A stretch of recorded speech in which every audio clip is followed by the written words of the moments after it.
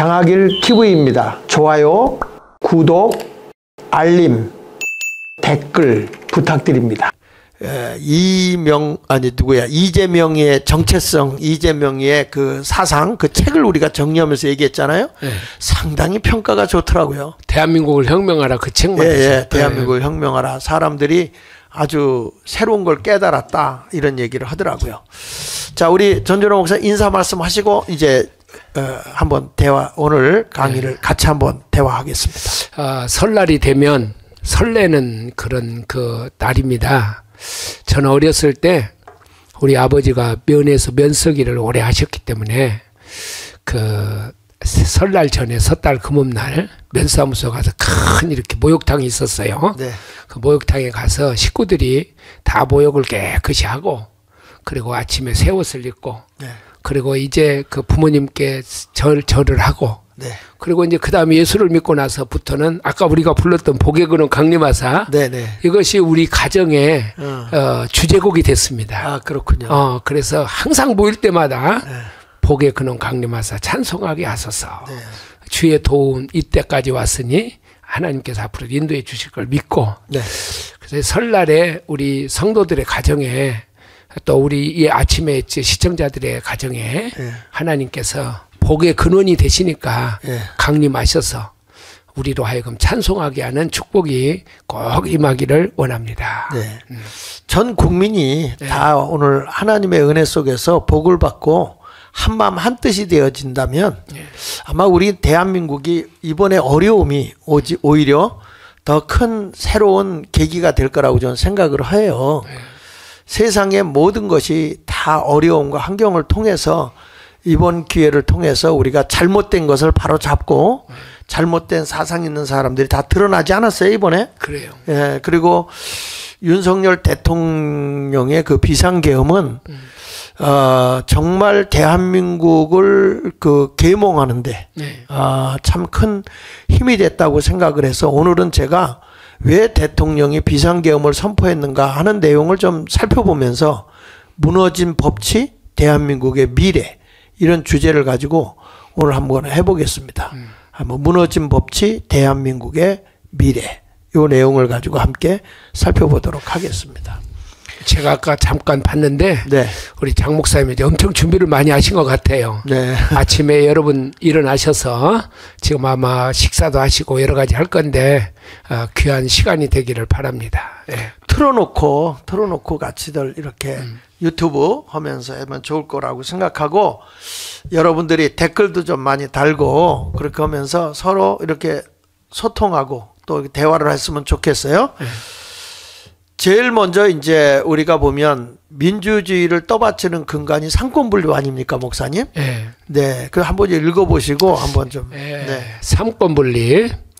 국가 권력의 작용을 입법, 행정, 사법의 셋으로 나누어 각각 별개의 기관에 그것을 분담시켜 상호간 견제 균형을 유지시킴으로써 국가 권력의 집중과 남용을 방지하려는 통치 조직의 원리다. 네.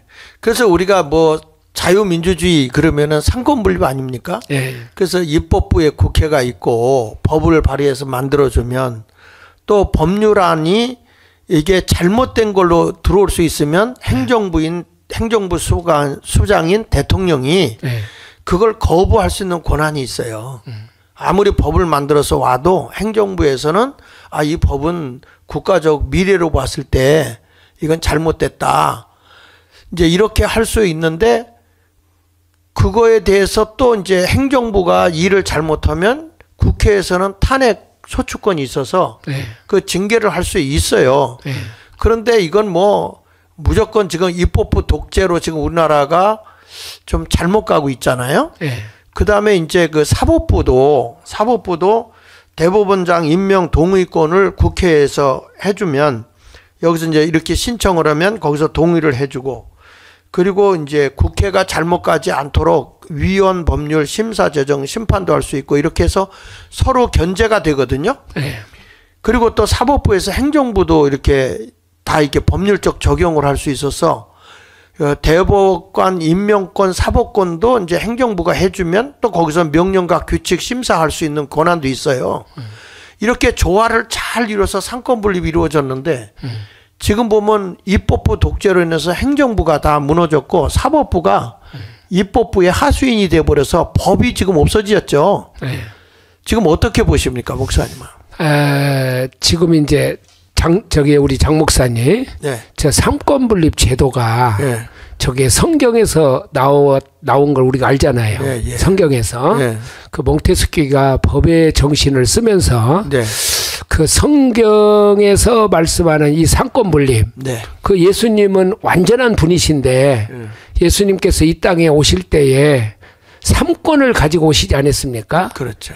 예, 행정부의 그 권한을 가지고 있는 예수님께서는 왕의 권세, 왕권, 그다음에 이제 제사장의 권세, 네, 제사장권, 그걸 이제 법원에다가 주었지 않습니까? 예, 예. 그다음에 이제 선지자의 권세, 네. 이걸 이제 사법부 어디입니까? 저 입법부에다가 법을 주어가지고 그것을 예수님은 완전한 분이시기 때문에 이 삼권을 다 가져도 괜찮아요. 네. 그런데 이제 이 삼권을 이제 인간이 맡으면서 이것을 견제와 균형을 하기 위해 가지고 네. 이 이제 삼권 분립을 이렇게 그 법의 정신에서 나누어 가지고 네. 지금 우리가 행하고 있는 그 자유민주주의의 근간이 바로 이 삼권 분립이거든요. 네. 그런데 그것이 지금까지는 우리 이승만 대통령이 국가를 세울 때 이게 잘 작동이 됐던 것 같아요. 그렇죠. 네. 언제 우리가 행정권이 막 이렇게 막 그렇게 지금같이 이럴 때가 없었고. 뭐 역사 이래로 이런 적이 없죠. 이런 일이 없었잖아요. 그럼요. 그런데 이게 뭐냐면은 아무도 예상치 못했던 입법부가 200석 가까이 되면서 이게 완전히 독재로 넘어가니까 이것을 갖다가 견제하고 할 수 있는 그런 방법이 지금 없어져 버린 거예요. 네. 그리고 이제 그런 사람이 나타나니까 또 이재명이 같은 이런 지도자가 이렇게 나타나게 되어지니까 이 삼권 분립이 대한민국에서 완전히 다 지금 무너져 버렸다. 네. 그래서 이제 하나 더 넘겨보시면 이제 대통령이 쓸 수 있는 권한 딱 하나밖에 없었잖아요. 네. 그러니까 뭐냐면 지금 뭐 탄핵하다 보니까 29건이 네. 행정부의 손발을 다 잘라버렸거든. 네. 그러다 보니까 이 대통령이 지금 나는 대통령 권한이 이렇게 힘을 쓸 수 없는 그런 단계까지 왔었는가 하는 생각을 해보니까 이번에 비상계엄을 대통령이 최후의 수단으로 사용한 거더라고요. 그렇죠? 그 대통령의 권한을 쓸 수 있는 그 권한을 가지고 지금 요즘에 사람들이 깨어나면서 이런 얘기 하더라고. 저건 비상계엄이 아니고 국민계몽이었다 이렇게 얘기하잖아요.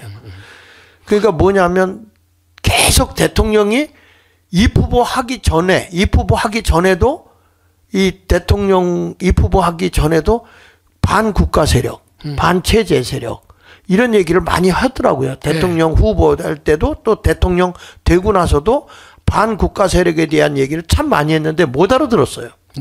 그냥 지나쳤죠. 근데 이제 국민들을 이제 지금 사람들이 좌파냐 우파냐 그런 각도에서 지금까지 봤잖아요. 네. 그런데 이제 이 비상계엄이 선포가 되면서 대한민국이 이제 그 대한민국을 지키려고 하는 세력과 그다음에 반국가 세력으로 이렇게 나누어졌다는 것을 대통령이 딱 선포를 해주고 그리고 여기에 대해서 이제 사람들이 깨어나기를 시작을 했다는 거죠. 그런데 이제 우리가 대통령 그러면은 굉장히 좀 권위가 있었지 않습니까? 맞아요. 옛날에 우리가 박정희 대통령이나 뭐 이승만 대통령이나 또 그 다음에 전두환 대통령이나 이럴 때에는 대통령의 권위가 있었거든요. 네. 그래서 때로는 잘못하면은 국회도 딱 해산하고 그리고 다시 국민들한테 또 호소해가지고 국회를 다시 하고 이렇게 했는데 우리도 모르는 사이에 이 대통령의 힘이 완전히 빠져 있는 것을 이번에 발견하게 된 거예요. 맞아요. 그런데 이번 대통령이 나는 그 대통령 국민들의 피를 흘리게 할 수 없다 그러고 스스로 걸어 나오셨잖아요. 그렇죠. 공수처가 뭐 할 때 불법적인 행태를 하고 있지만 이 둘이 싸우면 경호처하고 지금 저쪽 그 공수처하고 싸우게 되면 우리 국민이 우리 젊은이가 죽는다. 차라리 내가 희생하는 게 낫겠다 그러고 탁 나올 때 나는 뭘 느꼈냐면 대통령이 국민 한 사람에 대한 생명의 존엄성을 저렇게까지 아끼면서 진실함을 보여주더라고요. 저는 그때 뭘 봤냐면 네네. 이승만 대통령을 봤어요. 제가 4.19 혁명이 일어났을 때 이승만 대통령이 그 학생들이 이제 저기 병원에 있고 그럴 때 네네. 이승만 대통령이 하야를 하면서 네. 정말 국민들을 사랑하는 마음으로 피를 흘려서는 안 된다. 혼란이 더 이상 와서는 안 된다. 이렇게 하고 딱 하야를 하지 않습니까? 그렇습니다. 그때는 이승만 대통령이 권위를 갖고 있고 다 있었지 않습니까? 네. 지금도 마찬가지거든요. 윤석열 대통령이 지금 현직 대통령이에요. 그런데 그런 권한을 다 내려놓고 장 목사님 말씀한 것처럼 이렇게 백성들을 사랑하는 그런 마음이 윤석열 대통령한테 있구나. 예? 그래서 이승만 대통령 같은 그런 위대한 인물이 그렇죠. 국민이 바로 원한다면 국민이 원하면 나는 그걸 윤석열 대통령한테 저는 그 순간에 딱 그게 느껴지더라니까. 그렇군요. 예. 그런데 이제 이렇게 비상계엄을 하고 나니까 내란이라고 몰아쳤잖아요. 내란 수괴다. 요즘엔 우두머리다. 뭐 이렇게 얘기했잖아요. 근데 나는 그래서 그런 거예요. 아니 내란이라고 하면은 무슨 권력을 찬탈하려고 한다든지 이분이 대통령인데 뭘 바라보고 뭘 또 누구 피비인데 뭘 뺏은 거 있어요? 비상계엄하고? 누구 해를 입힌 게 있어요? 우리가 역사를 보면 왕이 내란을 일으키는 거 봤습니까? 그러니까 참. 그리고 지금 현재 자기가 대통령을 직위를 가지고 있는데 그 대통령의 직위를 가지고 있는 그분이 내란을 했다. 이건 나는 세계 역사나 한국 역사에 본 일이 없는 것 같아요. 그럼 역사적으로도 이게 있을 수 없는 일이죠. 그리고 내란몰이를 하는데 거기에 또 한몰이 돼가지고 말이죠. 이런 것들에 대해서 같이 놀고 있다고. 근데 실질적으로 내가 보니까 더불어민주당이 좌파 카르텔들이 지금 다 형성이 돼 있더라고. 그렇죠? 언론도 그렇고 뭐 사법부도 이번에 헌재까지도 야, 누구야? 지금 헌재 대표하고 있는 사람이 누구야? 문영배. 그 사람의 페이스북에 나온 걸 보니까 완전히 이 사람은 6.25 때 유엔군이 와서 도와준 거에 대해서 왜 왔느냐고 하면서 아주 김일성이한테 대한민국을 갖다 바치지 못해서 환장한 것 같은 글을 썼더라고. 그거 보셨어요? 저는 그런 못 봤고 이 사람이 이제 현재 우리법 연구회 회장을 했다는 거 아닙니까? 이 사람이. 그럼 우리법 연구회가 어떤 단체입니까? 그러니까. 그러면 그런 단체인데 그런 사람이 헌재에 들어갔다는 것도 너무 이건. 근데 문재인 대통령이 그걸 임명했더만요. 문재인이가. 그러니까 그리고 김명수를 또 임명을 하고. 그래서 반국가 세력이라고 할 수 있는 우리법 연구회 그것이 무슨 요즘 국제법 그 연구회로 바뀌었다면서요. 국제법 연구회. 이런 사람들을 대법원장을 갖다 앉혀놓고 헌법재판소에다 갖다 놓고 이걸 정말 해버린 사람이 누구냐 그러면은 김대중으로부터 시작됐던 이것이 문재인이가 다 갖다가 요소에 다 꽂아버린 거예요. 그래서 지금 보면 솔직한 얘기로 내란을 지금 일으키고 있는 거는 윤석열 대통령이 아니고 그렇죠. 지금 더 야당에 있는 그들에 의해서 지금 나라가 더 혼란에 빠져 있잖아요. 근데 이걸 2030 세대들이 이번에 비상계엄을 통해서 깨닫게 됐더라고요. 그래요. 여기도 프랑카드에 딱 보면요. 찐 내란 수괴 이재명 그러잖아요. 더불어민주당 이재명. 그래서 국민들이 이걸 알게 된 거예요. 진짜 내란 세력이 누구냐. 그러니까. 저들을 잡아들여야 되는데 지금 보니까 다 지금 다 이게 치안이고 뭐고 다 없는 것 같아요. 지금 나라가 이 지경까지 왔구나. 난 소름이 끼치더라고요. 저기 더불어 있잖아요. 저 더불어가 이름이 말이에요. 저게 김일성이 사상이라네요. 그렇다고 그러죠. 김일성이 사상. 그래서 그 사상을 이어받은 사람이 신영복이 아닙니까? 신영복이가 저거를 써줬다고 그러잖아요. 저것을. 그리고 신영복이의 사상이 더불어 사상인데 이걸 갖다가 심지어는 민주당이 당명으로 쓰고 신영복이랑 간첩의 왕이라고 김문수 노동부 장관 이야기하지 않습니까? 이 사람이. 그런데 이걸 갖다가 그 채로 국정원까지 이름을 바꿨다는 거 아닙니까? 맞습니다. 그러니까 완전히 말이에요. 이 좌파의 카르텔이 모든 것에 속속들이 다 지금 들어가 있다는 겁니다. 네. 그래서 이제 넘겨서 보시면 비상계엄 12월 3일 날 비상계엄 선포했고 거의 지금 2달 가까이 되네요. 네. 그렇죠? 그렇죠. 지금 이런데 여기서 김용현 국방부 장관이 그런 얘기를 했더라고. 계엄 목적은 부정선거 실제를 파악하는 게 제일 우선이었다. 네. 그러면 이것을 대통령이 판단하고 만약에 우리의 주권을 빼앗겼다면 이게 큰 문제 아니겠어요? 네. 아니 윤석열 대통령이 대통령 된 사람이 굳이 뭐 부정선거 그거 뭐 드러낼 필요도 없잖아요. 됐으니까 자기 안위만 위해서 한다면. 그렇다면 저것을 보는 순간에 야 이분이 정말 대한민국을 사랑하고 미래를 우리 후손들에게 정말 자유민주주의 국가. 근데 우리 윤석열 대통령만큼 자유민주주의를 외치는 사람이 없잖아요. 물론 그 전에 이제 우리 정광훈 목사님이 이 공산주의 빨갱이라고 외쳤던 그 문재인 개새끼부터 시작했잖아요. 광화문에서 그 추운 데서 막 하고 하는데 야, 난 정말 우리 그 정광훈 목사님의 그 용기, 그 담력, 배짱 그게 어디서 나오는 걸까요? 하나님의 은혜요? 제가 정광훈 목사님 이렇게 보면 나는 이렇게 잠깐만 보면 그렇게 마음이 순수하고 때가 안 묻은 사람이 없어요. 눈물도 많고 눈물도 많지만은 사심이 없지 사심이. 근데 내가 이제 정광훈 목사님 이렇게 딱 보면요. 탁월한 것이 있어요. 탁월한 거. 뭐? 그 탁월한 것이 뭐냐면은 야, 그 머릿속에 들어있는 것이요. 입으로 나오잖아요. 설교가 됐건 연설이 됐건 뭐가 나오잖아요. 원고가 없어. 원고가 없어. 그 내가 보면은 우리 정광훈 목사는 컴퓨터도 안 하죠. 또 무슨 뭐 글을 써갖고 나오는 것도 아니죠. 근데 그냥 이게 컴퓨터 이상으로 머릿속에 다 저장이 되어 있는데 이게 사람들에게 이 자기의 그 사상을 이야기를 할 때 신앙이 됐건 사상이 됐건 이야기할 때요. 거침없이 나오잖아요. 그래서 내가 지금 이거 PPT를 만드는 이유가 정광훈 목사님 주장한 게 사실이냐 아니냐 이런 것들을 근거 자료를 다 찾아서 이렇게 해주는 거거든요. 근데 다 찾아보면 그 말이 틀린 게 없어. 틀린 게 없어요. 그래서 이제 지금 보면 이제 그런 사상을 가지고 있음에도 강력하게 하면서도 국가의 미래를 내다보고 있단 말이야. 그 지금 자유 복음 통일까지 가잖아요.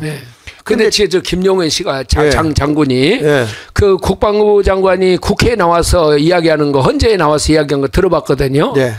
이 얘기가 핵심이 그거예요. 부정선거 실체를 파악하기 위해서 계엄을 했다. 근데 그 부정선거를 누가 했느냐 반국가 세력이 했다는 것이 지금 윤석열 대통령이 이야기하지 않습니까? 맞아요.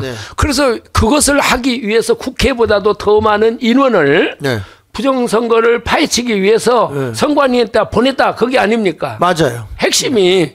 그래서 사실이고 그게. 그리고 김용현 장군도 뭐라고 얘기를 하냐면은 만일의 경우에 이 부정선거가 사실로 드러나면 대한민국 국민의 97% 이상이 돌아올 거라 그러잖아요.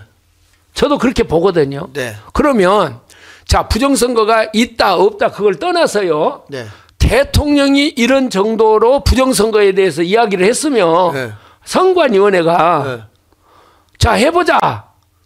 이거 한번 서버를 한번 까보자. 그동안에 선거했던 것들을 한번 보자. 그러면 만일의 경우에 그게 거짓이라면 윤석열 대통령이 어떻게 되겠습니까? 뭐 이게 탄핵에 대해서 논쟁 자체가 필요가 없잖아요.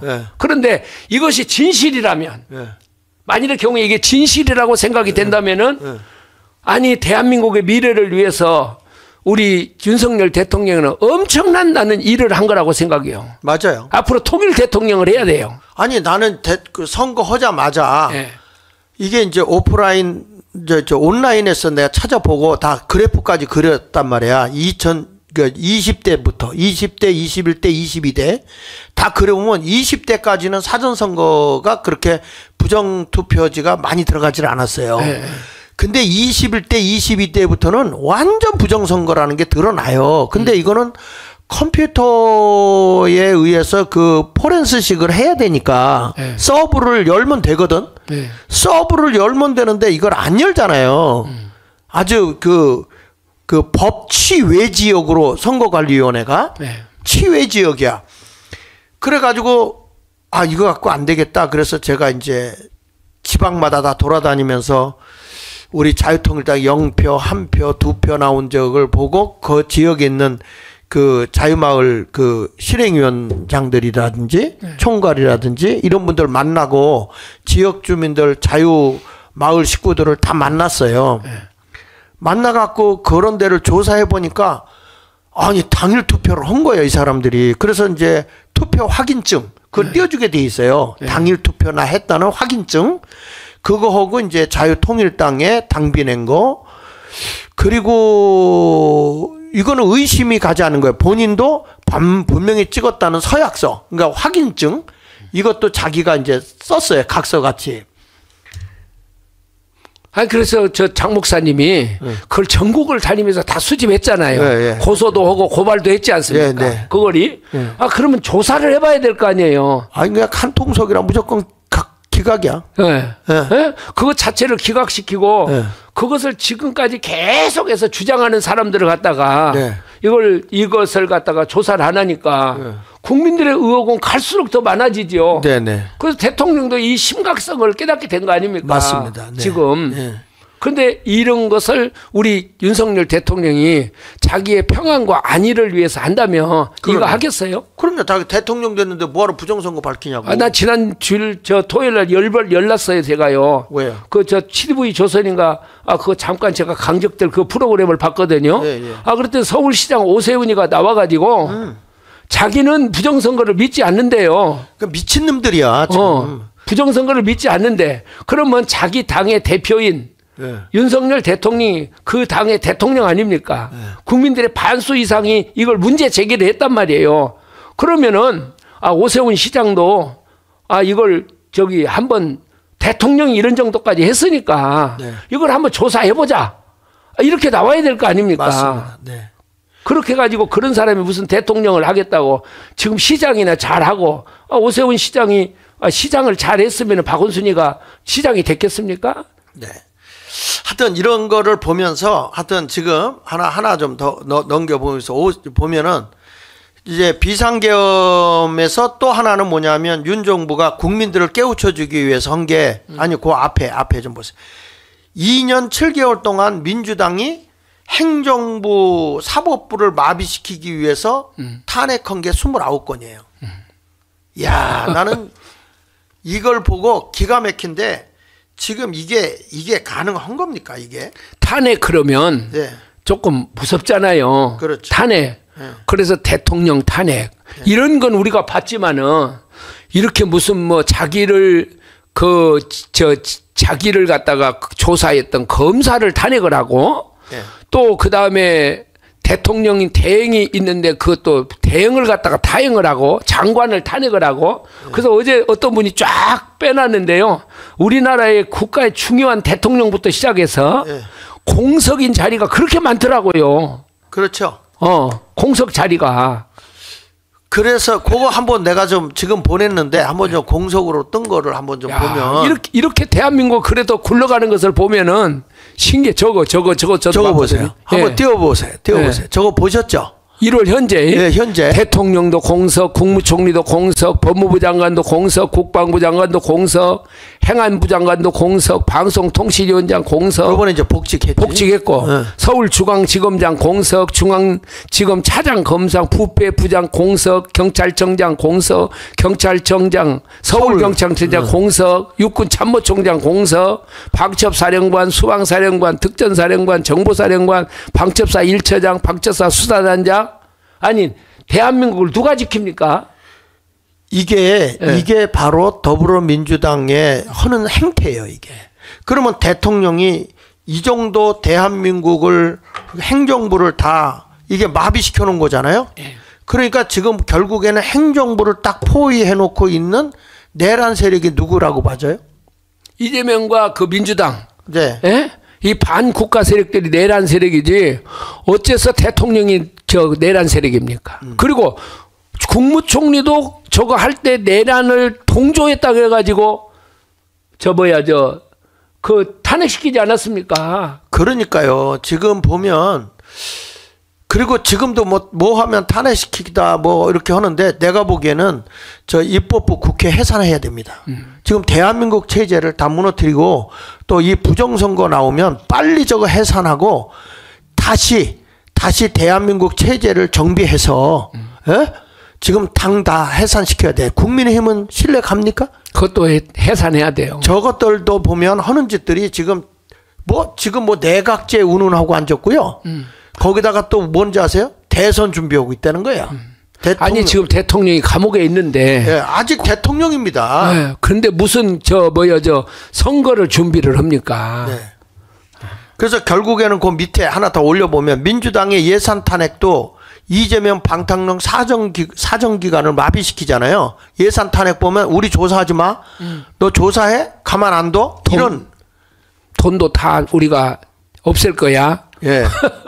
그러니까 지금 보면 정말 일부 특정 세력에 의한 대한민국이 완전 체제가 무너진 거예요, 지금. 이런 체제를 국민들이 알아야 되기 때문에 이런 걸 일깨워주는 거죠. 넘겨서 보시면요. 우리 다 몇 번 얘기했지만 민주당이 얼마 감액했다고요? 4조 1,000억 원. 4조 1,000억을 감액했습니다. 네.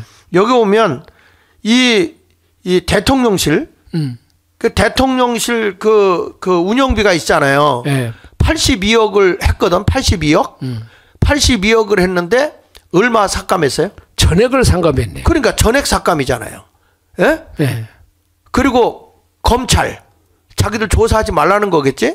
87억 활동비인데 얼마 삭감했어요? 그럼 검찰을 없애버려야죠. 전액 삭감했어요. 네. 경찰도 31억이야. 네. 근데 얼마 삭감했어요? 전액 삭감했어요. 그 다음에 감사원 60억이에요. 네. 근데 얼마 삭감했어요? 다 삭감했고. 다 빵이에요. 네.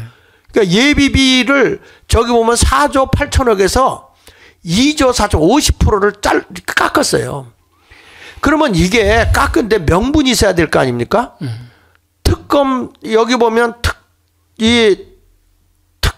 특활비들을 다 주는 건데 이게 그냥 월급만 받고 가만히 앉아 있으라는 거야. 아무것도 하지 마라. 나 조사하지 마라. 이재명이 조사하지 마라. 이런 식으로 만들어 놓은 거예요.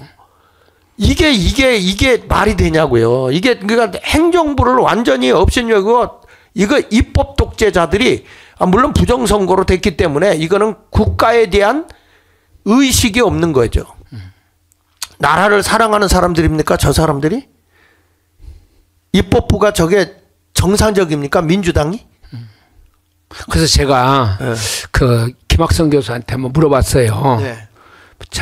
저기 김 교수님이 어떻게 저렇게 국회가 독재를 하는데도 불구하고 네. 어떻게 해서 그 대통령의 그런 권한이 다 어느 순간에 이렇게 다 없어져 버렸습니까? 네. 그랬더니 이제 하시는 말씀이 저렇게 국회가 괴물이 될 줄은 헌법학자들이나 아무도 예상을 못했다는 거야. 그러니까 부정선거로 상권분리 무너뜨리고 네. 독재로 가겠다는 거지. 공산주의로. 그 여기 정부 사업 한번 볼게요. 대왕고래 아시지? 대왕고래 프로젝트 네. 그 석유 개발. 네. 어? 그거 하는데 그 동해 심해 가스전 개발하는데 505 여기는 20% 정도 이상이 나온다는 거예요. 나올 확률이. 이게 10%만 나와도 굉장한 거거든요. 네. 그런데 이게 확률이 있는데 505억 중에 얼마를 깎아버렸어요? 497억. 8억 남겨놓은 건데 그거는 하지 말라는 거잖아요. 네, 지금까지 거기 뭐 이렇게 해놓은 거 있어. 네. 그거 운영비 정도 남겨놓고 하지 말라는 거잖아요. 저 사람들은 네. 나라가 가스가 나오고 그래가지고 나라가 잘 되는 것을 저 사람들은 싫어하는 거 아니에요? 그러니까. 네. 나라가 잘 되는 나라가 잘 되는 걸 원차. 나라가 무너져야 돼. 네. 예. 그 내란 세력이니까. 그 다음에 여기 보면 지금 우리 의사들 문제 때문에 전공의 의사 문제 때문에 얼마나 시끄러웠어요. 네. 그래서 전공의들을 길러내고 정말 국민들에게 그 의사가 지금 부족하잖아요. 그런 걸 하자 그래가지고 3,678억 원을 신청을 했어요. 정말 의대를 생각한다면 그걸 해줘야 되잖아. 근데 얼마로 저기 했어요? 931억. 예, 931억 오늘 남겨놓고 나머지 931억을 깎았구만요 보니까. 아니요, 없앤 거지. 그렇지, 삭감한 거죠. 삭감한 것이. 예, 예. 그리고 거기 보면 또 저거 뭐야, 저 취약계층 아동 1,532억을 신청했는데 얼마만 남겨놨어요? 21억 남겨놓은 거예요. 21억. 아니 그러면서 무슨 뭐 이제 뭐 무슨 저런 취약계층 예. 이런 것들을 대변하는 정당이라고 계속 그렇게 얘기를 했지 않습니까? 그러니까 대학생 근로장학금을 6,358억을 했거든요. 네. 근데 얼마를 남겨놓은 거예요? 83억을 남겨놓은 거야. 네. 다 깎아버리고. 이게 그런데 이번에도 보세요. 자기네 편 있잖아. 네. 공수처 이번에 있잖아요. 공수처에는 돈을 많이 줬어요. 이번에 지들 그 뭐 대통령 잡아놓고 좋다고 회식을 뭐 와인 갖고 회식했잖아요. 네. 그때 쓴 돈만 얼마야? 40만 원어치 썼다고 하더라고. 술 먹는데. 이런 일들을 하는 거예요. 지금 그래서 우리나라는 정말 정상적인 게 아닙니다. 그래가지고 넘겨서 보면 국가정보원에서 이런 얘기, 보도자료에 나온 거 2023년 10월 10일에 나온 건데 그거 한번 읽어보시려고 위에. 선관위? 네. 자, 투 개표 시스템 해킹 취약점 등 선관위 사이버 보안 관리 부실을 확인했다. 네, 이게 이제 국가정보원에서 보고한 거예요, 이게. 내놓은 거죠. 예, 예. 이걸 이제 윤석열 대통령이 보고를 받았다는 거 아닙니까? 네. 선관위, 국정원, 네. 기사 네. 3개 기관 합동으로 네. 7월 17일부터 9월 20일간 합동 보안 점검을 실시했는데 네. 선거 임명 시스템, 대표 시스템, 사전 투표 시스템 등 관련 해킹 대응 취약점 다수가 발견되었다. 네, 이 5%밖에 그때 조사를 못했대요. 열어주질 않아서. 선관위 합동 점검팀 권고 등을 바탕으로 총선 전 사이버 보안 역량 긴급 보안 예정. 예. 이렇게 답변했다는 거잖아요. 그렇죠. 근데 여기서 보면 사실은 이런 것을 보고 더 심하게 얘들이 부정선거를 한 것을 대통령이 파악을 한 거예요. 네. 그래가지고 부정선거 때문에 비상계엄 한 거거든요. 네. 뿐만 아니라 우리가 알듯이 부정 취업을 했잖아요. 여기 선거관리위원회. 네. 그 건이 1,200건이에요. 1,200건. 네. 그러니까 이런 것들을 볼 때 보면 이게 말이 안 되는 겁니다. 그 투표 시스템 한번 거기 보세요. 유권자 등록 현황, 예. 투표 여부 등을 관리하는 통합선거인 명부 시스템에는 예. 인터넷을 통해 선관위 내부망으로 침투할 수 있는 허점이 존재하고 예. 접속 권한 및 계정 관리도 부실하여 해킹이 가능한 것으로 확인되었다. 예. 이거 국정원에서 이렇게 한 거 아닙니까? 맞아요. 1, 2, 3, 4, 5 그거잖아요. 예. 우리도 저기 집 비밀번호도 몇 번 틀리면은 안 열려요. 예. 그러죠? 몇 번 하면은 예. 삐삐삐 소리 나고 안 열리잖아요. 안 열리잖아요. 이제 나중에 작동도 안 돼요. 근데 여기는 끊임없이 할 수 있어요. 계속. 이를 통해 사전 투표한 인원을 투표하지 않는 사람으로 표시하거나 네. 사전 투표하지 않는 인원을 투표한 사람으로 표시할 수 있고 존재하지 않는 유령 유권자도 정상적인 유권자로 등록하는 등 선거인 명부 내용을 변경할 수 있었다. 왜 그러냐면 네. 사전 선거의 그 관외 선거 있잖아요. 네. 이거는 컴퓨터 안에만 이름이 있고요. 네. 어디에도 이 명단을 확인할 수 있는 길이 없어요. 그러니까 얼마든지 사람을 거기다가 넣을 수도 있고 뺄 수도 있고 얼마든지 할 수 있거든요. 세상에 이렇게 투명하지 않은 선거가 어디 있습니까? 그러니까 이런 걸 보면서 대통령이 솔직한 얘기로 모든 정보를 다 갖고 있는 사람이 뜬 소문에 뭐 극우 유튜버들이 하는 얘기를 듣고 대통령이 이 부정선거라고 비상계엄을 선포했을까요? 그러니까 대통령이 그 이야기도 했더만요. 예. 아, 이제, 그러면 당신도 대통령으로 당선돼 이게 부정으로 된 것이냐. 대통령이 그렇게 얘기를 하잖아요. 네. 윤석열 대통령이 0.7%로 이긴 게 아니고 네. 더 많은 투표로 이겼다는 거 아닙니까? 그렇습니다. 200만 표 이상을. 예, 예. 근데 그것까지는 윤석열 대통령이 얻을 것을 예상을 못 했다는 거 아니에요. 그렇죠. 대통령 이야기가 그거잖아요. 맞아요. 예. 그러니까 까보자. 예. 서버를 까봐서 예. 내가 대통령이 부정으로 됐다면은 예. 대통령 내놓겠다 그 얘기 아닙니까? 예. 아니요. 어저께인가요? 예. 뭘 했는데 나는 시민들과 같이 예. 예, 나라를 위해서 같이 하겠다 이렇게 예. 얘기했더라고요. 예, 예. 저 편지에 그렇게 나오더만요. 네네. 물론 그 변호사를 통해서 나왔겠지만은. 네. 네. 그러니까 지금 보면 이번에도 그 또 구속됐잖아요. 네. 그랬는데 그 들리는 얘기로 보면은 내 이런 것까지도 각오했다. 네. 대단히 대단한 것 같아요. 그러니까 담담하게 하자. 예, 예. 이런 것까지도 각오했다. 그러니까 윤석열 대통령은 제가 볼 때 뭔가 갖고 있는 것 같아요. 네, 분명히 있죠. 네, 그래서 그 스카이데일리에서 그 보도가 나오더라고. 그거 넘겨서 보시면 뭐 이건 뭐 확인될 거지만 윤하고 트럼프 부정선거 국제 카르텔을 추적 공조했다 하는 얘기도 나왔고 선거 연수원 체표 중간첩당 국내 여론 조작 관여했다는 것도 지금 나오고 있잖아요. 예. 또 중국의 부정선거 가첩단 일부가 미국의 부정선거 관여한 사람은 미국으로 갔대요. 예. 그리고 이제 이 아시아 쪽 한국을 비롯해 있는 사람은 지금 일본에 있다 이런 얘기도 있고 한번 뭐 조금 보면 뭐 드러나지 않겠어요? 예. 자, 이런 것들을 보면서 그 스칼리 데일리가 했던 그 지금 그 선관위의 그 사람들 99명 이것도 어제 제가 그 일본에서 전화를 어제도 받았는데 일본에서는 그걸 아주 기정사실로 해갖고 보도를 다 한다고 하더라고요. 일본에 계신 목사님이 그게 일본에서는 보도가 그 기정사실로 지금 나온대요. 그게 그 다음에 이제 나오는 말이 뭐냐면은 이제 정광훈 목사가 다음에 타겟이다. 이게 일본 사람들의 그 지금 보도라는 거예요. 그래서 이번에 2030 세대들이 그런 얘기 하더라고. 아니 국민들이 의심 오면 열어줘야 되는 거 아니냐. 선거관리위원회에서 그 전환길이가 하는 얘기가 지금 그거 아닙니까?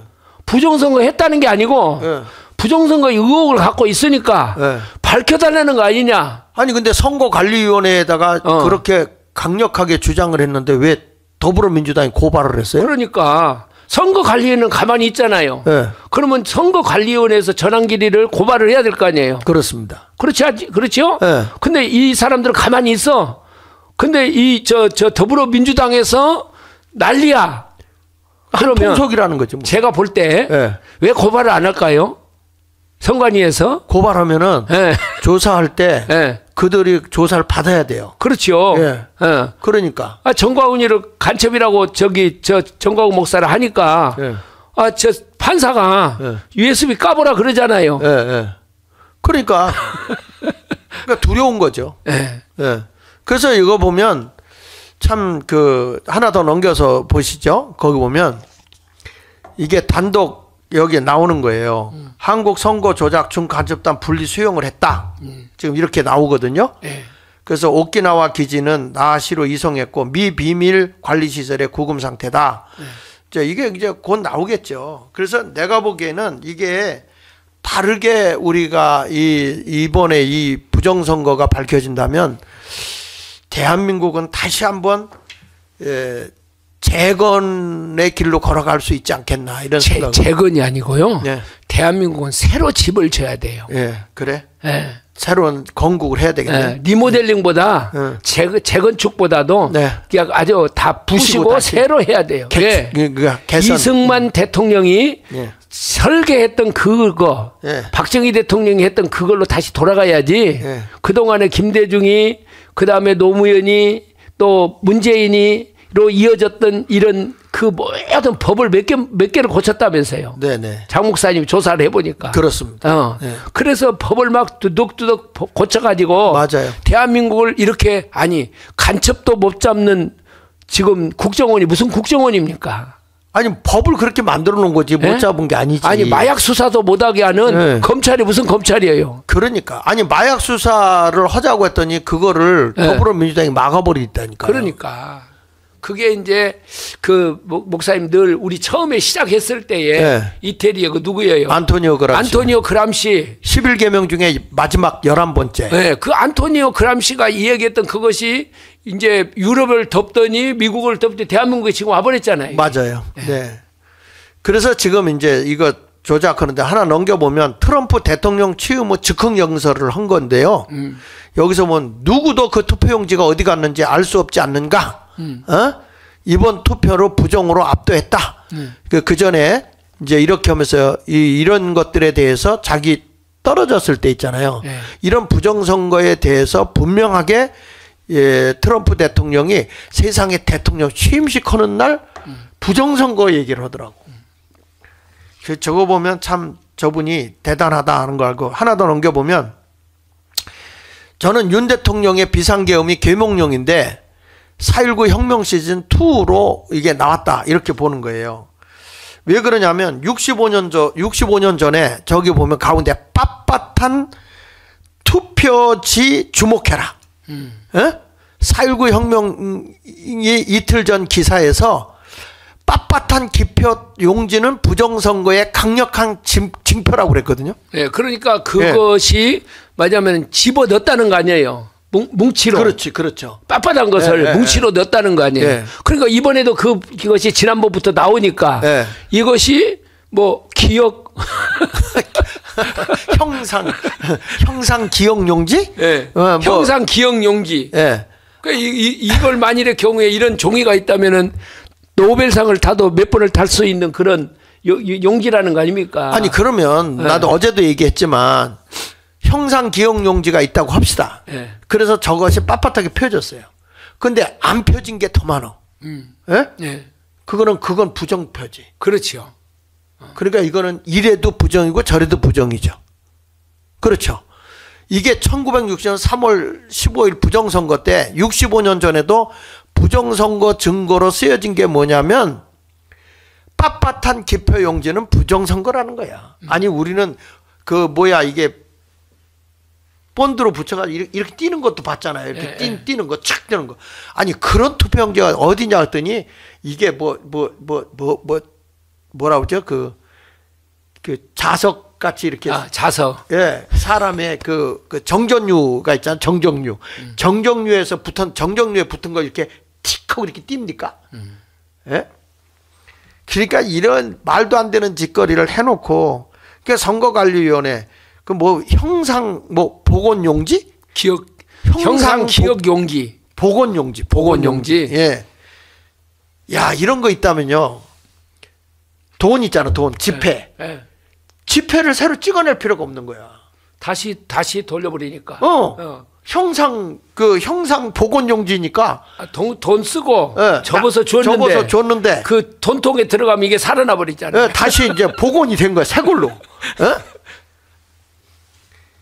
국민이 바보입니까?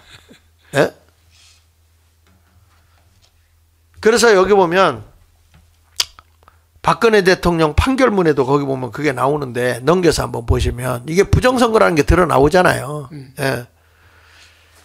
소추위원, 국회 법제사법위원회 위원장, 밑에 대리 언더라인 명단 친데만 읽으시면 쭉 나오죠. 국회가 탄핵 심판을 청구한 뒤 별도의 의결 절차 없이 소추 사유를 추가하거나 기존의 소유 사유와 동일성이 인정되지 않는 정도로 소추 사유를 변경하는 것은 허용되지 아니한다. 이게 무슨 얘기인지 아시죠? 그 윤석열 대통령이 하다가 내란을 뺐잖아요. 그렇죠. 내란. 그러니까 그 소치를 빼면은 지금까지 이 윤석열 대통령을 내란이라고 기소한 거 있잖아요. 다 무효라는 거야. 국회에서 200석 된 게 무효라는 거야. 아니 제가 장학일 목사님을 내가 고소했어요. 고소장을 집어넣었어. 검찰에다가 조사하다가 아니 내가 그 고소의 내용을 빼면 장학일 목사님 무죄되는 거 아니에요? 무죄지. 당연히. 근데 내란죄로 해가지고 국회에서 결의해서 올렸단 말이에요. 그런데 그 내란죄가 아니다 그러면 자동적으로 윤석열 대통령은 내란죄가 아니니까 나와야 되는 거 아니에요? 나와야 되죠. 탄핵 소추하는 것도 다 무효가 되고 헌재에서 하는 것도 다 무효가 되는 거라고. 그런데 저기 나오는데 보세요.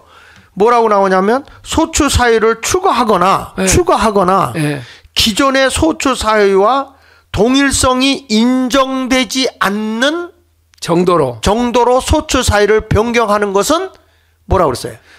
허용되지 않는다. 기존에 소추 사유와 동일성이 인정되지 않아. 아니 동일성이 인정은 놔두고 그 통째로 지금 다 빠진 거 아닙니까? 그치. 알맹이를 뺀 거지. 통째로. 그래서 이게요, 이게 이제 우리가 이제 조심해야 될 것이 뭐냐면은 하여간 저런 것을 가지고 박근혜를 탄핵했지 않습니까? 그렇죠. 거짓을 가지고 JTBC, 손석희, 태블릿 PC, 이 태블릿 PC 존재 자체가 없다는 거 아닙니까? 맞습니다. 근데 태블릿 PC를 가지고 얼마나 국민들을 우롱했습니까? 네.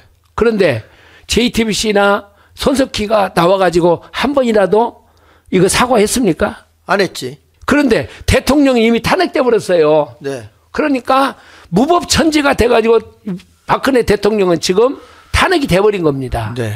그러면 그러니까, 지금 윤석열 대통령도 네. 윤석열 대통령은 법대로 하려고 그래요. 법으로. 네. 이렇게 법으로 하려고 그러고 법으로 가면은 윤석열 대통령은 내란이 성립이 안 되니까. 안 되는 거죠. 그런데 이걸 갖다가 뒤집어 씌워가지고 네.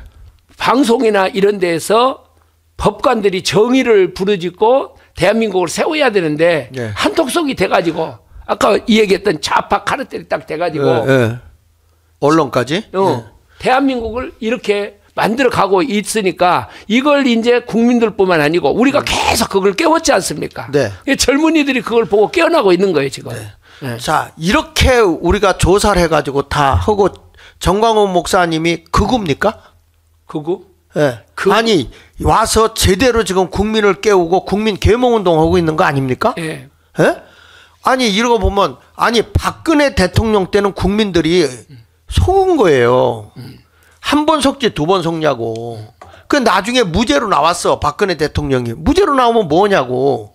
그러니까 지금의 저 좌파 카르텔 공산주의 사상에 젖어 있는 아니 지금 사법부에도 우리 그제 지난번에 김일성 장학금 받은 사람들이 누군지를 찾아냈으면 좋겠어. 1,800명이나 된다면서요. 그러니까요. 네. 언론계도 들어가고 뭐 다 법조계도 들어가고. 근데 그 방송하고 났더니요. 예.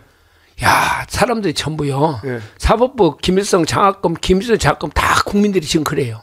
그러죠. 장학금. 그러지 않고서는 대한민국 체제를 사법부가 이렇게 무너뜨릴 수 있겠습니까? 예? 그러니까 이런 것을 보면서 여러분 우리 솔직한 얘기로 지금 우리 대한민국에 이렇게 이 정광훈 TV만큼 이렇게 알차게 해주는 데가 있어요? 그러니까 지금 목사님들 정신을 우리가 똑바로 차리고 정광훈 목사님이 극우입니까? 목사님들? 그 어떤 우리 교단의 총회장도요. 네. 나는 극우도 아니고 극좌도 아니다. 그러면서 이제 선언문을 내고 그러더라고요. 아니 그래서 예수님이 뜨겁든지 차든지 해야지 미지근하면 토해낸다 그랬어. 네. 저런 것들은 목사도 아니에요. 토해버려야 돼. 아니 그러면 정광훈 목사님 극우냐고요. 아니 그리고 장학일 목사님 극우요? 아 유튜버가 극우입니까? 아니 올바른 이야기를 하면 네. 자 그러면 전한길이가 지금 극우입니까? 그러면은 그런 사람들을 극우로 다 몰아요. 그렇게 오니까 젊은이들 모니까 지금 신변의 위협을 느껴서 보호를 요청했더라고. 네. 참. 그런데 거기에 속아 넘어간다는 거죠. 네. 사람들이. 그러면 목사님들이 속아서는 안 됩니다. 그리고 많은 사람들이 지금 목사님들도 깨어나고 있어요. 깨어나고 있는데 여기 보면은 내란 자체 그 자체가 지금 빠져버렸는데 무슨 내란을 가지고 헌법재판소에서 그걸 다룹니까? 여기 보세요. 저는 교회 안 다니지만 정광훈 목사님은 정말 애국자라고 그러잖아요.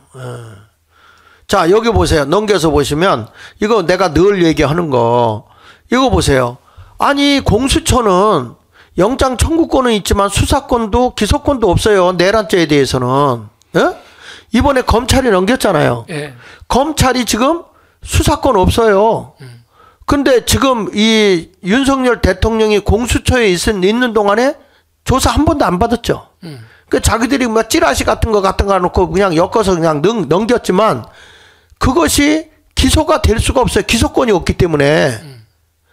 그런데 이거를 어떻게 검찰이 조사 한 통화도 하나도 안 한 걸 가지고 기소를 하냐고. 예?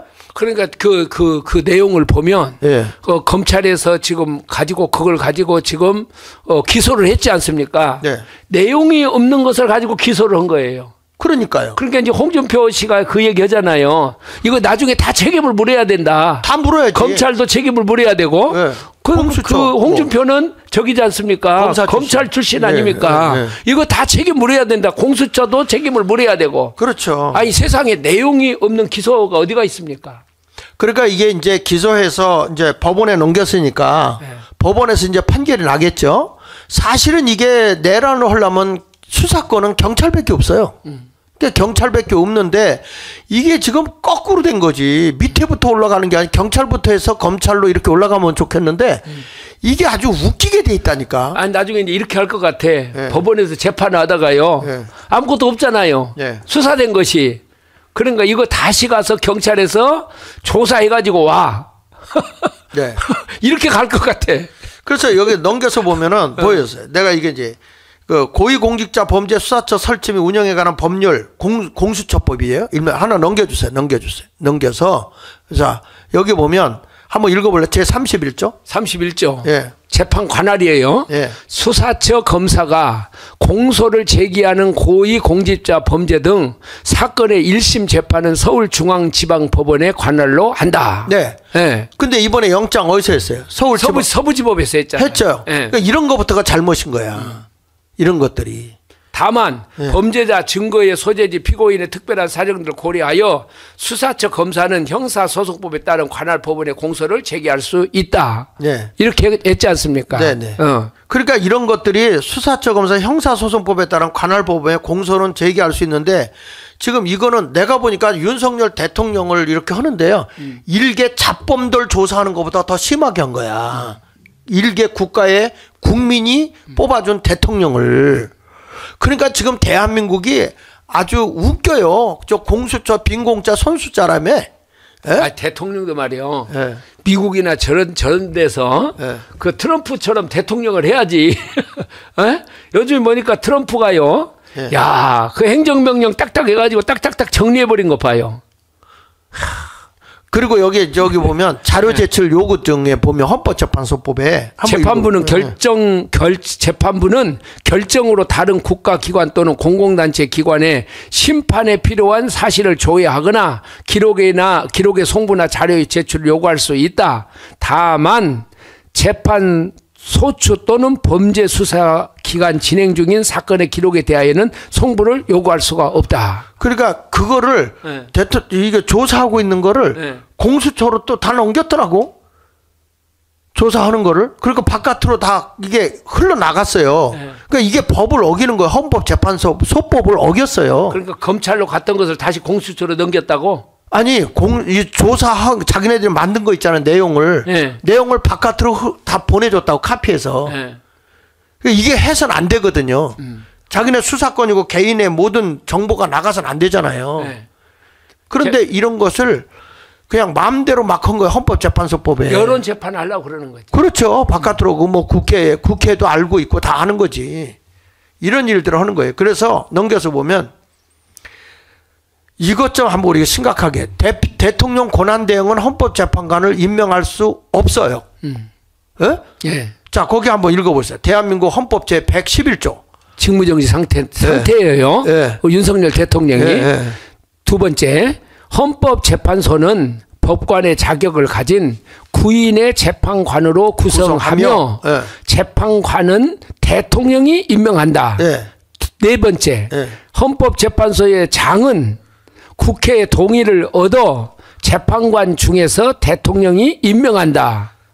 대행이 임명한다는 말은 없습니다. 네. 대통령이 임명한다. 이게 헌법이야. 네. 이게 헌법. 직무정지 상태에 있을 때는 임명할 수 없어요. 그래서 전회할 때 추미애가 한 얘기 좀 보세요. 추미애가 네. 권한대행의 신임 헌법재판관의 임명은 어불성설이다. 2017년도 2월 1일 날 한 얘기하죠. 네. 박범계. 네? 권한대행은 국가 원수의 지위에 있지 않아 헌법재판관과 임명 권한이 없다. 박주민. 네. 권한대행의 헌법재판관 임명권 행사는 민주주의의 훼손이다. 이게 박근혜 때 한 얘기거든. 네. 근데 재판관은 분명히 임명을 대행이 할 수 없다는 거야. 근데 이번에 최성무가 했죠. 네. 그러면 추미애나 박범계나 박주민이가 네. 지금 다 국회의원들 아닙니까? 그러니까. 이 사람들이. 그러면 이렇게 말을 해야죠. 내가 그때는 잘 몰랐다든지 네. 그래야 될 거 아닙니까? 맞아요. 아니면 지금 이것이 옳다든지 이걸 이야기를 해야 되는데 네. 이게 다 이 사람들이 추미애나 박범계나 법무부 장관을 했던 사람들이 아닙니까? 네. 그러니까 대한민국의 법무부 장관 정도 했던 사람들이 저런 사고방식을 가지고 있으니까 네. 이게 법조인들이 다 좌파의 카르텔에 의해서 거기에 의해서 모든 것들이 다 움직이기 때문에 지금 저런 말들을 하는 거예요. 그러니까 대통령은 직무 정지일 뿐이거든. 아직 범법지. 현재 대통령이거든요. 직무만 정지하고 있는 것 뿐이라고. 네. 근데 직무 정지할 때는 임시 대행하는 거야. 더군다나 최상목이는 대항의 대항 아니에요. 대행의 대항. 예? 그 국무총리 윤석열의 그 대행에 대행을 하고 있는 자가 어떻게 임명을 하냐고. 그리고 정말 좀 답답한 게 지금 그 헌재에다 요청했잖아요. 200석을 받아야 되느냐, 150석 이상이면 되느냐 이거잖아요. 지금 대행을 탄핵한 걸 한 총리를 그것이 200석이냐, 150석이냐. 네. 근데 그걸 우원식기가 자기 임의로 그냥 150석으로 해가지고 그냥 탄핵을 해버렸지 않습니까? 그렇죠. 그러니까 이게 대통령 대행일 때는 200석이 맞아요. 네.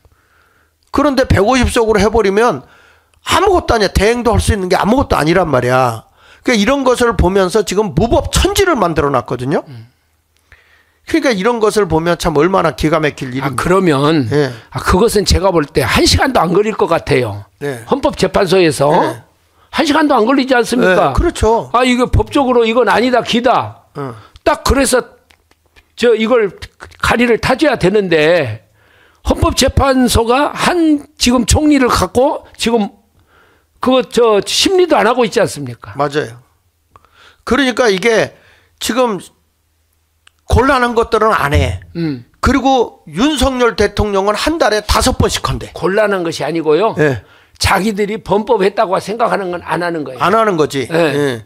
그리고 무슨 대통령이 문영배가 그렇게 얘기를 하는데 문영배가 그건 할 수 있는 권한인데 일주일에 2번씩 5번을 한다는 거예요. 빨리 탄핵시키겠다는 거죠. 자기가 지금 4월 며칠 날까지 임기니까 자기가 그 것에 의해서 이미 문영배는요. 딱 대통령을 탄핵해야 되겠다. 이게 결심이 선 사람이야. 그날 심리도 안 해보고 대통령이 말 한마디 하니까 들어보면 알잖아요. 그러니까 이 문영배가 딱 얘기를 하는데 나는 그걸 듣는데 건성건성 들으면서 이렇게 뭐랄까 비아냥대는 거 있죠. 진짜 싸가지 없더라고 인간. 그러면은 그 문영배가요. 그러면 자기가 우리법 연구회 회장을 하고 있고 우리가 다 저 사람은 탄핵에 시킬 거다 다 알고 있잖아요. 지금 국민들이. 국민들이 이미 다 알고 있어요. 기울어진 운동. 아니 거긴 다 넘기면 안 돼.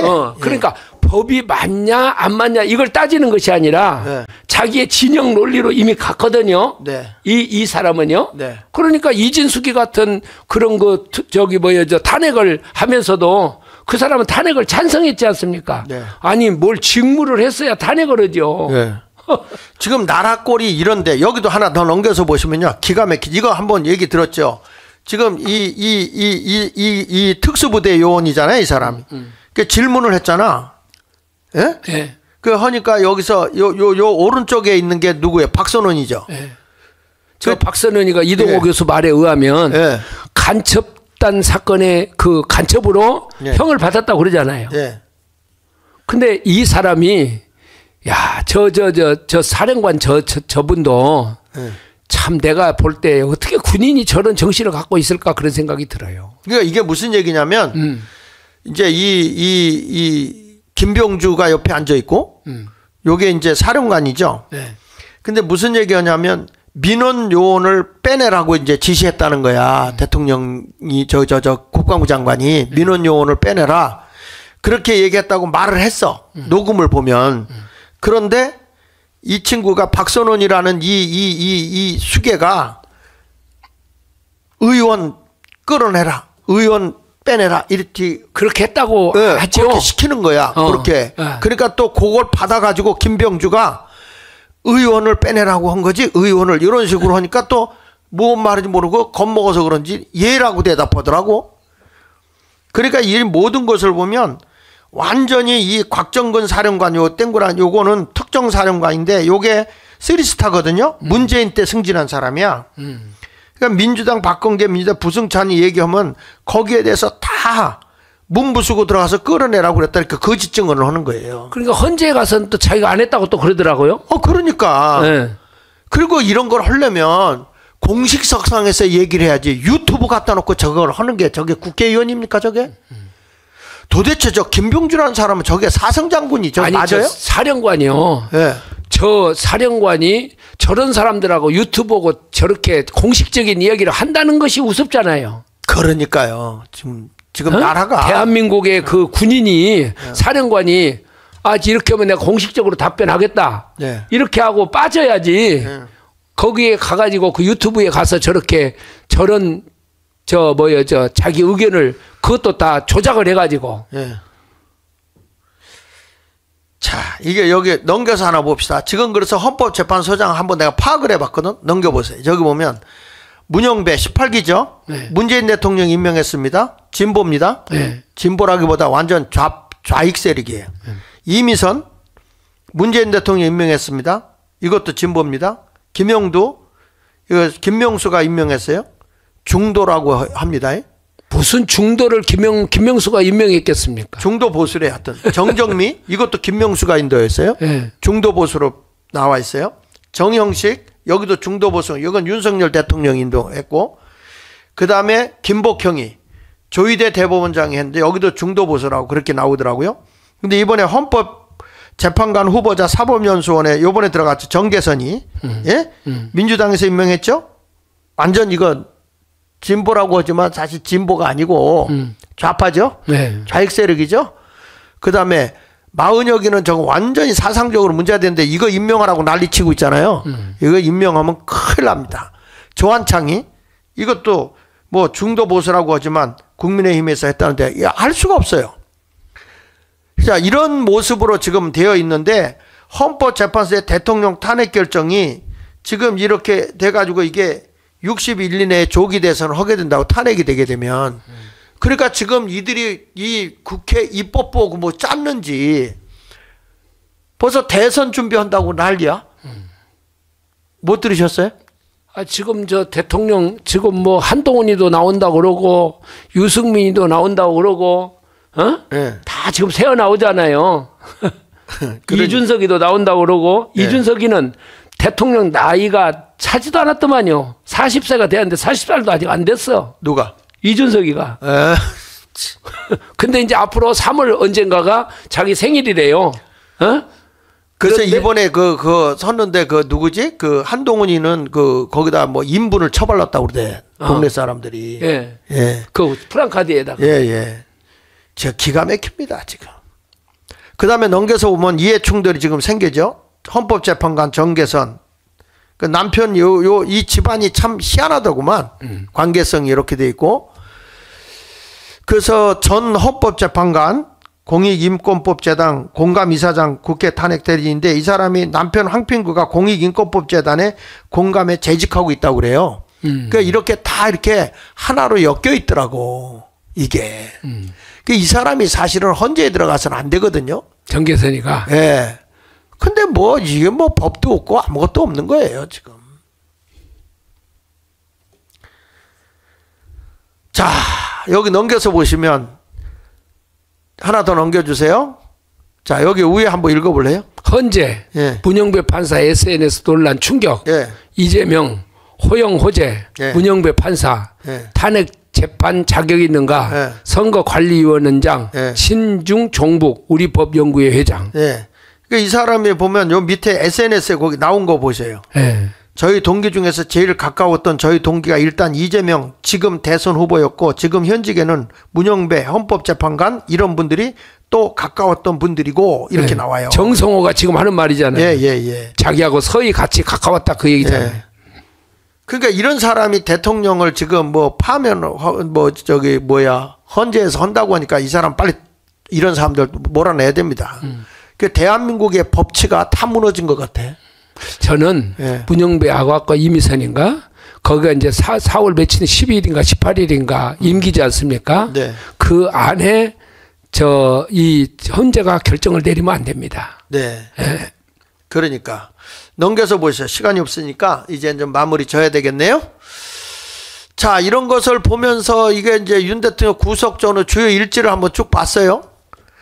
보니까 이게 참 정말 뭐 말도 안 되는데, 그래서 24일 맨 밑에 서울중앙지법 윤 대통령 구속기간 연장을 불허해야 되는데 오히려 구속해버렸잖아요. 그러니까 이런 것을 보면서 지금 나라의 법이 아니다 이런 것을 보게 되는데, 이런 걸 보고 이번에 이제 일타 강사로 하는 전환길이가 나와서 외치기 시작했어요. 그 전환길 선생님이 그 젊은이들은 쌤이라고 얘기하더구만. 원래 강사였는데 쌤. 예, 쌤이라고 얘기하다. 넘겨보세요.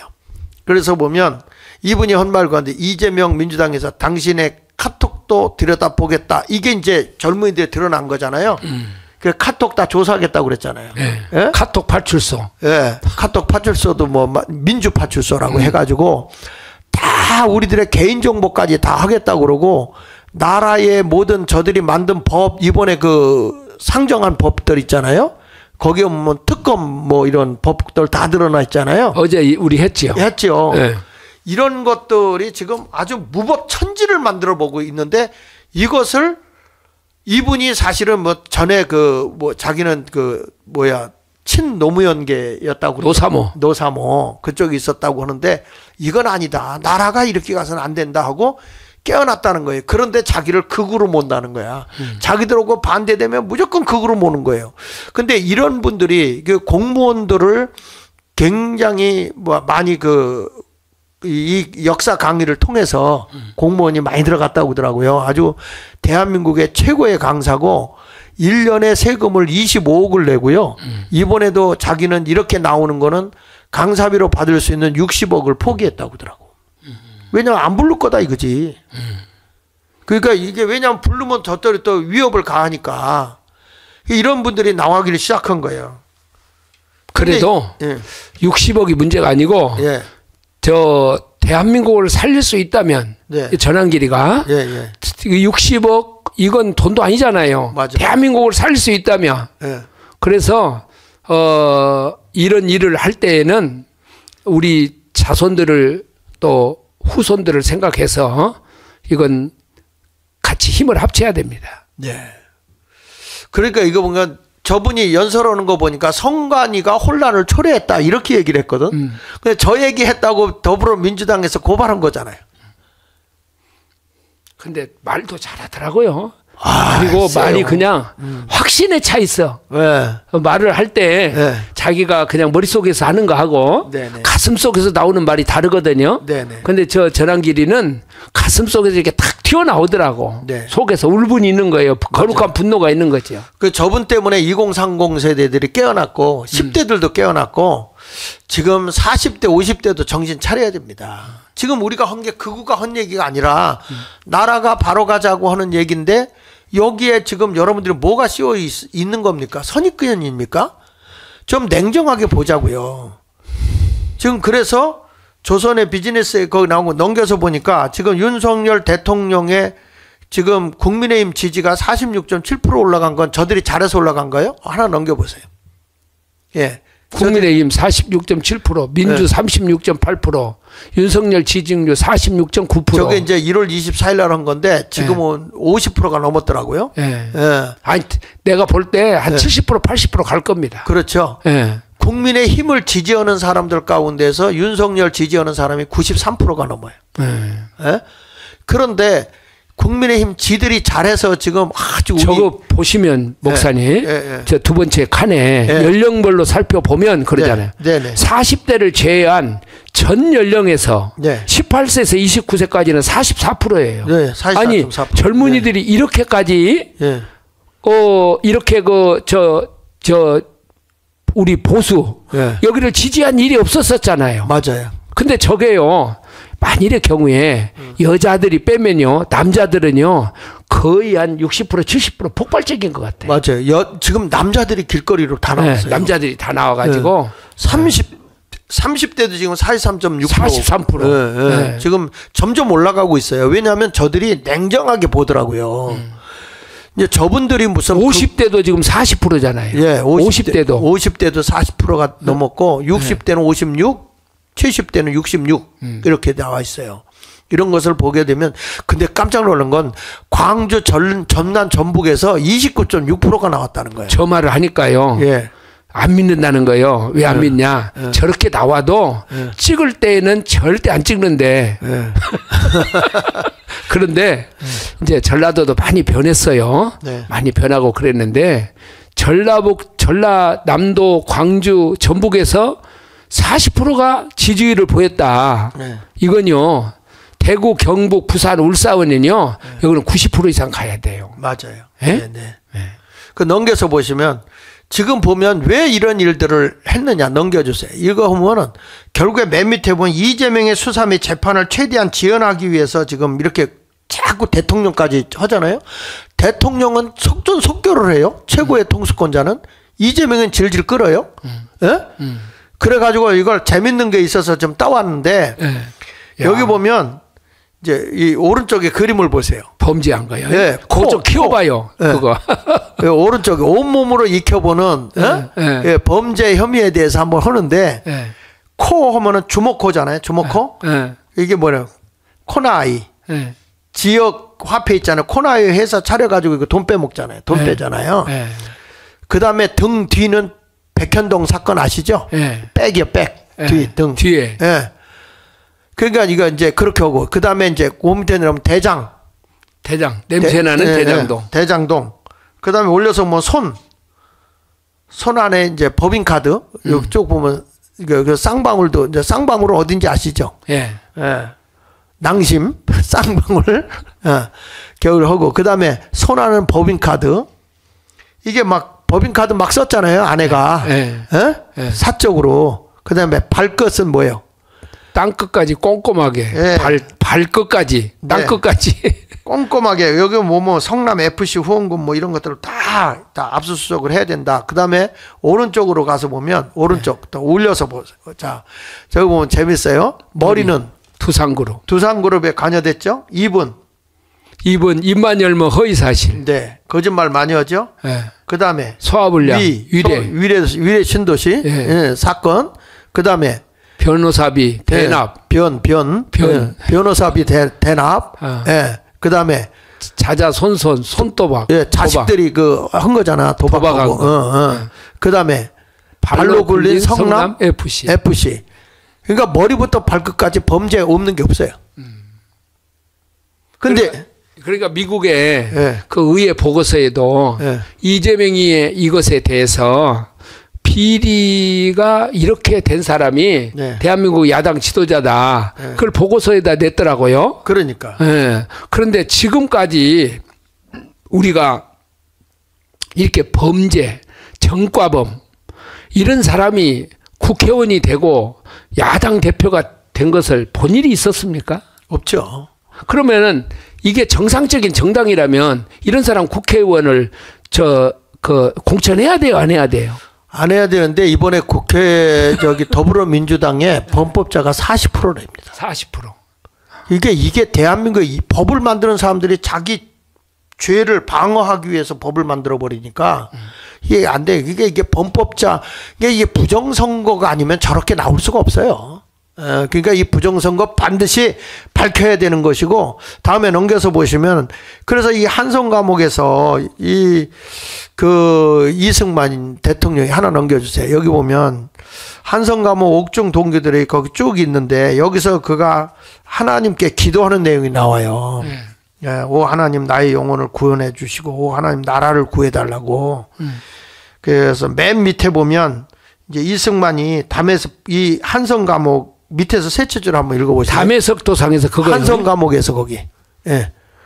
둘째 줄. 한성 감옥에서 바울의 담에색 체험을 한 이승만은 기독교 이국론, 자유민주주의, 자유시장경제, 한미동맹이라는 기독교 정신으로 대한민국을 탄생시키고 6.25 남침 전쟁의 와중에서 나라를 지키고 부국의 기초를 놓았다. 그러니까 한성 감옥에서 주님, 하나님을 만난 거죠. 주님을, 네. 예수님을 만나서 여기가 바로 한성 감옥이 이 민족을 구원하기 위해 예수님이 죽고 부활하신 거라면 내가 여기서 죽어서 대한민국을 살려낼 수 있다면 내가 여기서 한성 감옥이 골고다가 되도록 하겠다.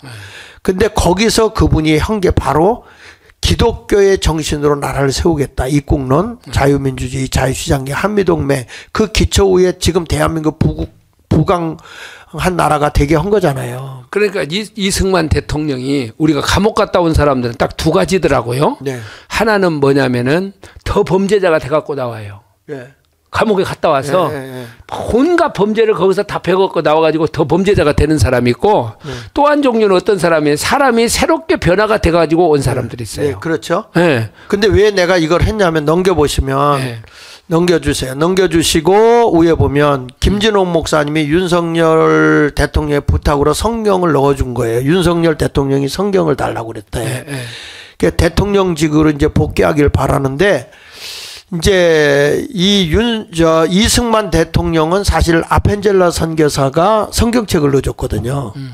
그리고 그가 이제 그 영국 사회를 변화시켰던 그 메소디스트에 대해서 이 공산화 되려고 하는 나라를 정상적인 그 자유민주주의 국가를 만드는 그런 거에 대해서 그 메소디스 소사이어티라고 하는 책이 있어요. 소책자인데 그걸 넣어줬는데 그거 영어를 잘하니까 그 책을 읽어보고 대한민국을 이렇게 세워야 되겠다 해서 거기서 자유민주주의, 시장경제 이런 것을 익혔거든요.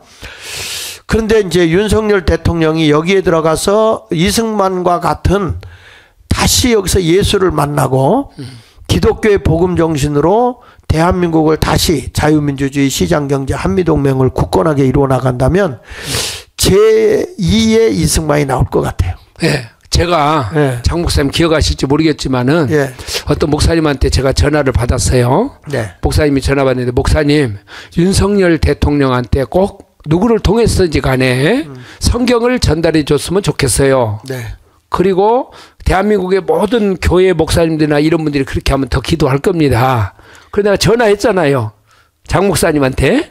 장 목사님 이렇게 석도계시를 통해서라도 꼭 성경책을 떴으면 좋겠습니다.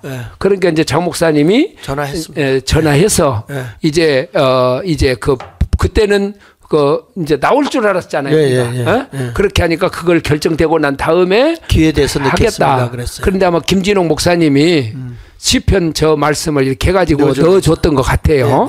이걸 어쨌든 간에 부탁을 한 거예요. 어쨌든 간에 윤석열 대통령이 부탁을 해서 성경을 받았지 않습니까? 저 말씀 귀한 말씀이잖아요.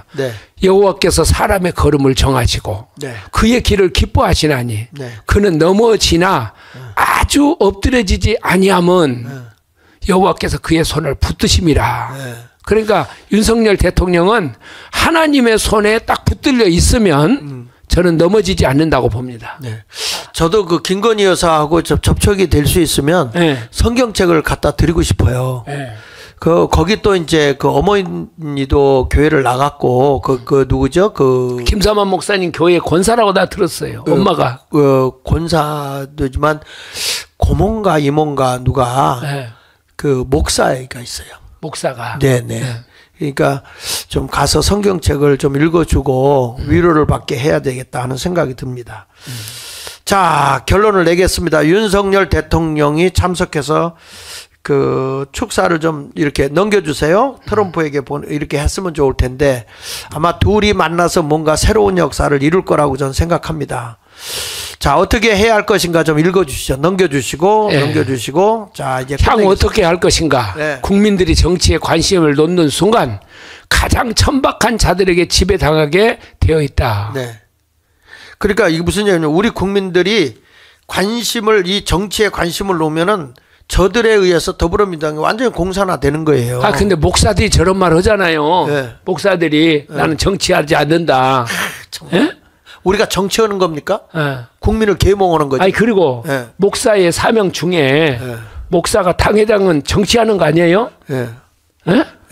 선한 정치를 해야 그렇죠. 그 교회가 평안할 거 아닙니까? 아유, 그런 교회가 분란이 일어나는 이유가 정치를 잘못해가지고 교회가 분란이 일어나는 경우가 많거든요. 네. 그런데 목사 자신들이 나는 정치하지 않는다.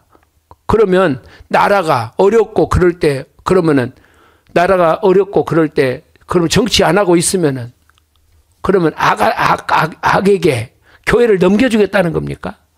그러니까 네. 지금 저는 그렇게 생각합니다. 지금 이제 아까도 잠깐 얘기했지만 하나님이 제일 먼저 신정 정치가 이루어졌어요. 그렇죠? 네. 나라를 다스리는데 하나님이 직접 했고 그 당시에 하나님이 쓰신 거는 제사장들이나 선지자. 네. 그렇죠? 네. 이렇게 쓰다가 우리도 보이는 왕을 주시오 그래서 사울 왕을 세우잖아요. 네. 하나님이. 그리고 나중에 다윗 왕도 세우고 이렇게 가는데 그 왕들이 잘못 가고 있을 때는 반드시 하나님이 선지자를 세워서 꾸짖고 나라가 바로 가도록 하잖아요. 네. 그게 성경이잖아요. 네. 그럼 목사님들이 뭘 가르치는 거야? 나는 정치 안 한다. 그러면 성경을 아예 보지 마. 네. 그리고 가서 그 왕이 네. 예를 들어서 잘못해. 네. 잘못된 길로 가. 문재인 같이 그런 길을 가. 네. 근데 거기 가서 청와대 가서 밥 한 끼 얻어먹고 네. 가서 축복해주고 네. 네? 바른 말 안 하잖아요. 아니 나단 선지자 보세요. 네. 다윗 왕한테 가서 분명히 책망을 하잖아요. 그저 회개시키잖아. 아니 그 백석대 총장인 장종원 박사도 네. 그러면 한교총 그 위원장 회장을 할 때 네. 아니 왔으면 예를 들어 박찬대가 오고 이재명이가 딱 오면 뭐라고 해야 됩니까? 다른 거 간단해요. 차별 금지법 만들 거야 안 만들 거야 이거 물어보면 될 거 아니에요. 네. 그러니까 이번에도 뭐 어느 성결교회에서 뭐 그 김민석이 칭찬하는 거 보세요. 그 아마샤하고 아모스하고 차이가 있잖아. 네. 아마샤는 자기 부를 위해서 말이야. 제사장 노릇하고 아모스는 선지자잖아. 아모스는 제대로 얘기를 해주잖아요. 그 아모스 쫓아내는 거고 뭐가 다르냐고. 그래서 여기 밑에 한번 보세요. 특히 예. 선동에 대해서는 무겁고 준엄한 형벌이 적용되도록 법 개정되어야 한다. 네. 지금 저 선동하고 있는 더불어민주당 저들 지금 국회에 해산해야 됩니다. 분명히 해산해야 됩니다. 부정선거 이번에 반드시 밝혀내야 되고 그래서 이 나라에 법치가 세워지고 정말 국민에 의해서 주권이 행사가 되어지고 그로 인해서 바른 지도자들이 뽑혀지는 자유민주주의 국가가 이루어져야 되지 않아요? 목사님들 지금 좌파 우파의 싸움이 아닙니다. 지금은 체제전쟁이에요. 체제전쟁입니다. 반국가 세력과 대한민국을 바로 세우려고 하는 이 세력 윤석열과 이재명의 싸움이지 않습니까? 네. 그러면은 어느 편에 서야 되겠습니까? 네. 아니 우리가 신앙을 가지고 있다면은 공산주의 이념을 추종하고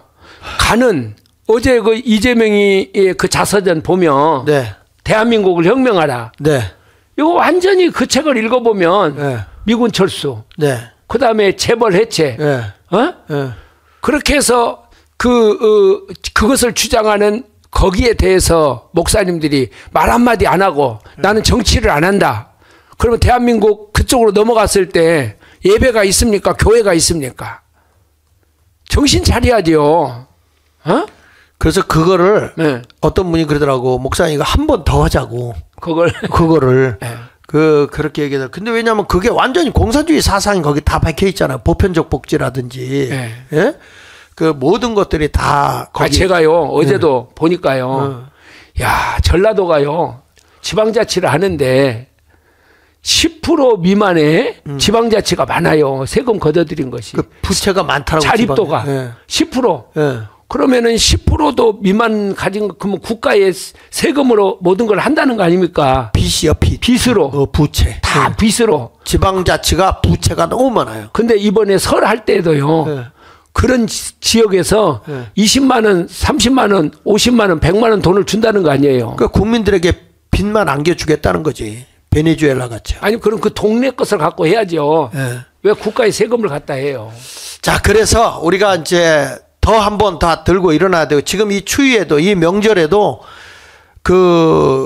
어디야 대통령이 지금 수감되어 있는 지역에 가서 계속 외치고 있고요. 네. 헌재 앞에서도 외치고 있고 정말 나라를 위해서 애쓰는 애국자들이 너무너무 많습니다. 여러분들 너무 감사하고요.